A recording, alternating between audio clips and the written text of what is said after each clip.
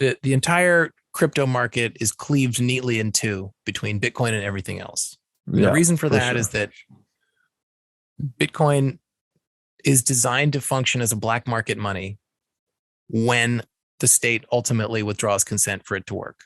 Mm-hmm. Bitcoin works whether or not it has permission from the state. Right. And nothing else in the quote unquote cryptosphere, I hate even saying it, has that property. There's just nothing else. Right. There's literally nothing else. And like when my friends or someone asks me, well, what are you worried that the government's going to ban it? I'm like, I reject the premise of the question. The government's going to ban it. We've been planning on the government to ban it. It's specifically designed to be banned. Right. Yeah.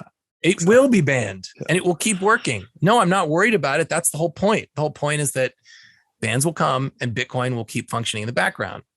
So no, I'm not worried about it. The whole design of the system is premised upon those bans.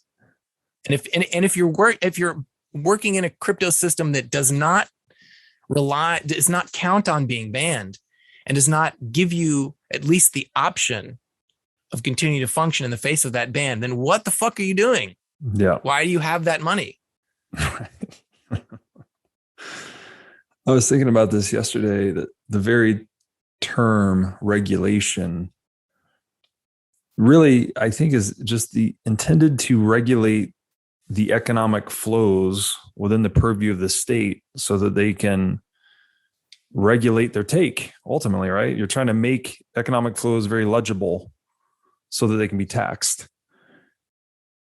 And I was like, what is Bitcoin doing here? And I was like, oh, it makes all the sense in the world. Bitcoin is completely self-regulated, right? It makes its own rules and, walks to the beat of its own drum. And so in that way, it just bucks all regulation. Like you can't do anything to it. You can't pass a law or a rule to change it. It just doesn't work. Yeah, like you can't regulate Bitcoin any more than you can regulate volcanoes. Exactly. Okay, we passed a law. Volcanoes can't erupt. Yeah, exactly. Okay? Cool. Good. It's good law. Yeah. Yeah. And then, and to tie this back to gold, it's like gold was sort of serving that function in what I call the analog ages, which is everything pre-digital, that it was functioning as a regulator of government in a way, right? If a government was irresponsible with monetary policy or they were excessively oppressive, then gold would leave their country pretty much. Or if they were, too much of a net importer, gold would clearly leave their country. But governments were competitive. Yes. But they were able to get a hold. Well, a couple of things are wrong with this. One, they were able to get a hold of this regulator and basically buck it, right, through central banking. They just monopolized gold and then abandoned it. And then two, the other problem with it was war, right? That you could go and physically take gold. That was a problem because there's incentives to violence, which degrades the global division of labor and et cetera, et cetera. But with Bitcoin, you get something like almost a step change or evolutionary leap above that. You get this totally ungovernable governor of government, something like that. And it's just incredible to get your head around it. Well, this is the passage we were talking earlier about central banks actually operating in their own selfish best interest to maintain the value of the currency. The passage from the book is this: no country could count on foreign aid for sustained indulgences in credit expansion. Each had to be amenable to monetary discipline and to rely on the enlightened, long-range self-interest of all participants in the game, including the vested interests of note-issuing institutions in protecting their own solvency. That just there's nothing more that reminds me of the game theory of Bitcoin than that. And that was, those were the operating principles of the gold system. Yeah.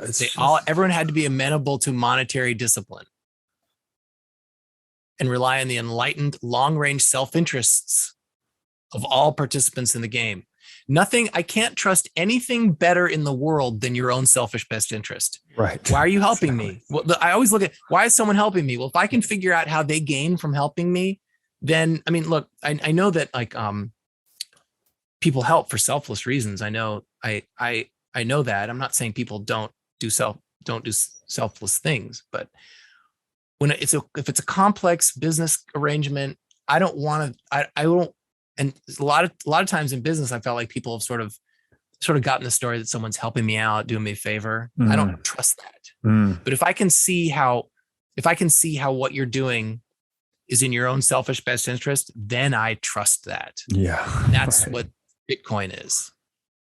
All the participants, you're relying on the selfish best interest of every participant to run the software that maintains the hard cap. Right.